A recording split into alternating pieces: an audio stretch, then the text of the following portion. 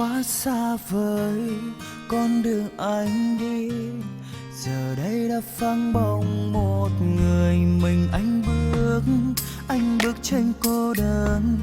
Từng giọt nước mắt cứ rơi bao ngày.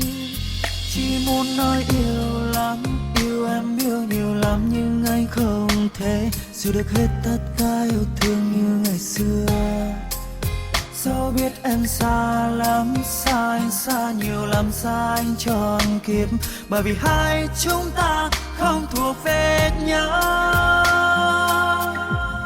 Anh muốn xóa đi hết tất cả kỷ niệm buồn trong anh, mặc dù em ơi anh đang chơi vơi giữa dòng đời, vì cứ nhớ mãi một người đã quá xa vời. Yêu thêm cho con tim anh trở nên lạc lối. Anh muốn xóa hết tất cả bao hy vọng trong anh, mặc dù con tim anh đã trở nên rất rối bời, vì phải cố quên một người đã quá yêu rồi.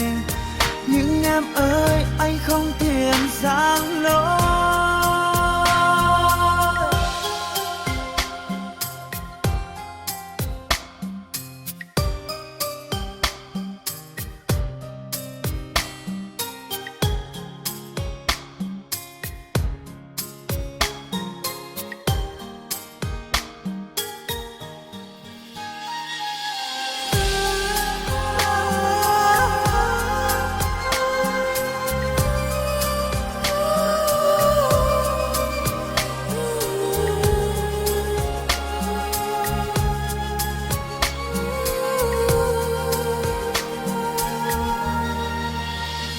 Muốn nói yêu lắm, yêu em yêu nhiều lắm, nhưng anh không thể giữ được hết tất cả yêu thương như ngày xưa. Dẫu biết em xa lắm, xa anh xa nhiều lắm, xa anh trọn kiếp, bởi vì hai chúng ta không thuộc về nhau.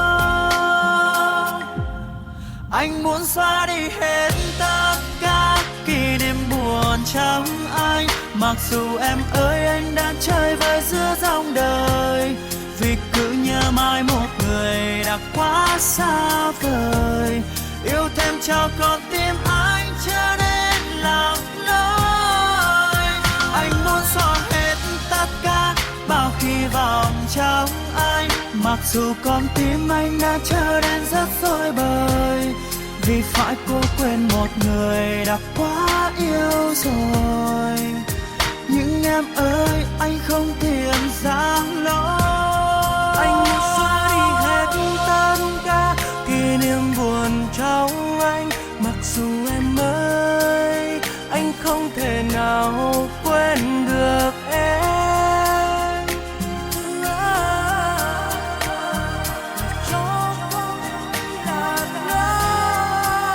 Anh muốn xóa hết tất cả bao hy vọng trong anh, mặc dù con tim anh đã trở nên rất rối bời, vì phải cố quên một người đã quá yêu rồi. Nhưng em ơi anh không tiền giang lối.